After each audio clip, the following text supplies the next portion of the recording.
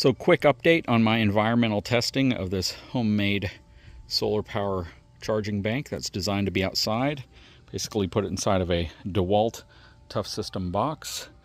Have a 500 watt pure sine wave inverter, Smart Solar Victron MPPT 75 volt 15 amp solar charge controller, Noco Genius X1 battery charger with lithium option, shunt, all connected to the EcoFlow 100 amp hour battery. We are on day 5 of my environmental testing, basically running this outside just to make sure that it holds up well. We're not getting any moisture or anything inside of it, no condensation, and it's not overheating.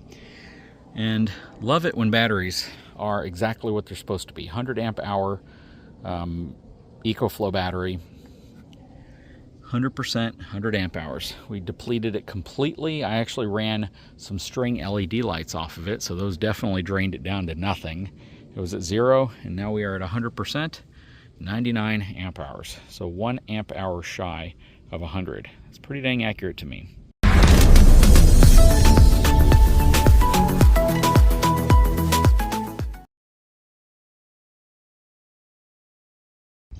Got a really pissed off squirrel somewhere in a tree. Anyways, we are out here in the yard with the homemade battery box. This is the one with the 100 amp hour lithium iron phosphate EcoFlow battery underneath here. Forgot to put that back on. This has been sitting out here now for a week, and it's been performing pretty dang good. So the battery is currently taking a charge. It's getting about 3¼ amps right now, 85% charged. Whenever it becomes nighttime, it gets dark outside, which is now about 6 o'clock or so, 5:30, 6 o'clock. I have a little dusk to dawn timer back here which kicks on and powers up the deer. They pull about 1½ amps off of it, so it's not really pulling too much, and it's recharging at 2.5, 3 times that amount right now. So it's doing a pretty good job of maintaining the batteries. This is pretty cool. Or the one battery that's in here off of the Victron MPPT 7515 solar charge controller. And if I want to plug it in and charge it off of a wall plug, I can also do that. But I got to tell you, I'm pretty dang impressed so far. This little 500 watt pure sine wave inverter has been working really well. The inside of the box doesn't look dirty or dusty. This stuff right here would get dusty pretty quickly. So yeah, this thing's been working well. The shunt's been working beautifully. I'm able to see exactly what's being pulled out of it, and right now it's charging quicker than the parasitic draw of the inverter is pulling off of it, which is also a really good thing. But I'm pretty dang impressed with this setup, and got to tell you, it was pretty easy to put together. Just had to get the right components and a little bit of ingenuity and time to make sure that the case and everything else worked perfectly for it, and all the plugs on the back work perfectly. But yeah, very cool. What do you guys think? Okay, so I'll tell you that one thing I do not care for about the property out here is how this entire setup was made. This is one of the wells out here, and as you can see, the big mess. This is partially my doing, but basically what happened is that everything here, I guess, rattled enough over time with this thing kicking on and off constantly that it loosened some of the fittings. And the one fitting right there actually swells up over time. So I had to sand it down so I could cut the piece off and get the new fitting put back in, because it was leaking right there, it was leaking right here, and it was leaking right there near the pressure valve.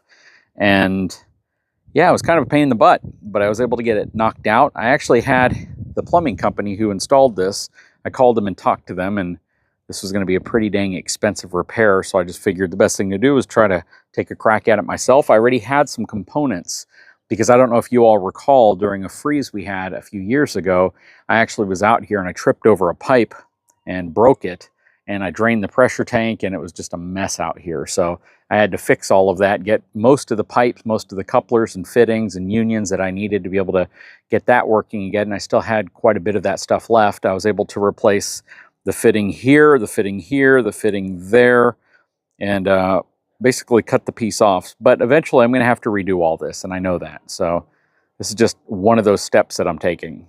And real quick, if you're looking for a really creative way of preventing rats and rodents from going up your gutters on your home, these are actually designed for an entirely different purpose, but they are designed for gutters. Basically, you put them in the top of your gutter, and it keeps leaves and things from going into your gutter and getting them all clogged up. But I decided to buy these because I really wanted to see if I could make this work from the bottom and the top. So I basically have a barrier at the bottom and the top. Now I know I'm not under any illusion that this is going to fix the problem completely. It's just an extra thing that I'm doing to help protect. And I decided to do this also around the cabin as well, because we know for a fact that rodents crawl up the gutter. So look what I did. So basically you can take these things and it's just expanded steel, and it's so easy to bend them and manipulate them. And they come in this cone shape when you see them on Amazon. I'll throw a link in the description, and they're super affordable and you get a lot of them. I think I got like 10 of them for, I forgot, but just very affordable. Just check out the link, and you can just unpeel one and simply wrap it around. And like I said, they're incredibly simple to manipulate and just bend and form around stuff. And if you have a problem with rats getting into an area, you can probably find 100+ different uses for these things to kind of block things off and just create an additional barrier. And I could probably grab some pliers and just twist this and tighten this whole thing up around all of the gutters. And I've already done this. I mean, this is super easy. It's just tightening them up even more if I want. But this is going to be a really simple, low-cost, and functional way of possibly keeping rats and mice from going up your gutter. So again, you could probably put these on just about any gap you have in your home, and it's pretty thick material. It's just expanded though, so it's really easy to bend and manipulate, but I don't think anything's going to be getting into here. And even on the other end, it's all pointy and jagged. So really cool solution, really low price, something you may want to try doing at your own home or around your RV or shop. Okay, so quick update on the battery box, the homemade battery box that's out here powering deers. I put 200 feet of LED light rope out here. So let's turn these on and see how it looks. All right. That looks really nice. And it is white, so even if it looks a little yellow in the video here, it's not actually yellow. But it looks really good from a distance. Kind of makes it look like it's an island of snow that the deer are on. I'll probably go shoot a shot of that here real quick.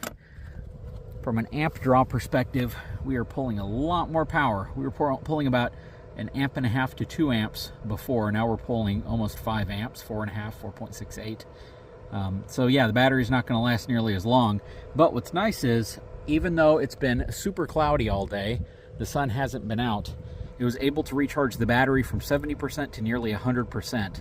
So if we can get a good sunny day, I don't think we'll have any problem powering these lights all night until the dusk to dawn photo sensor turns everything off in the morning. That is really cool though. Let's get a shot from further away so you can see what this looks like. So far, that box has been working absolutely great. I did spray the whole thing with a permethrin insecticide around the outside of it, just to prevent ants or anything from getting into it, especially because it's getting colder outside. Fire ants, things like that, are going to be looking for a warmer place to go. And yeah, last thing I want is them crawling up those vents, because ants would fit, other bugs probably won't. But with as much insecticide as I put on this box, I don't think I have much to worry about. Okay, so we're pretty far away, and kind of the look we were going for. Let me try to zoom in a little bit on it so you can see. Check that out. Once it gets darker, it'll really stand out, but looks like snow. That's exactly what I was going for. What do you guys think? I've been pretty happy with it. The box has been out here for a week and it's been doing really well.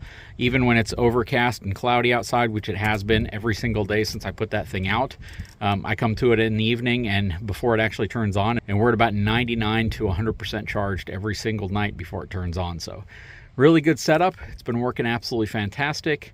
And we may try to stress it out even a little bit more. But we also have some other equipment that we may run alongside it just to see how it performs. But pretty cool so far. So as a quick update in addition to this video, finally got around to installing the Gen Y snap latch coupler to the front of the trailer. It was a bit of an effort because they've made some changes to this since this one, where this one has a hard time fitting in this channel and we had to do a little bit of grinding on it to get it in there. But they have a second version that they came out with that has the new handle right here, as well as a little bit more dimensionally correct to fit into this channel. But overall, this thing is a phenomenal product.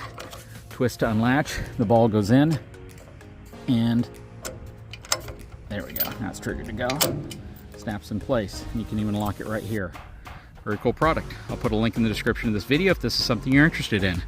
Guys, if you haven't had a chance, please take a moment, subscribe to the channel, give me a thumbs up, and we'll talk to you again very soon.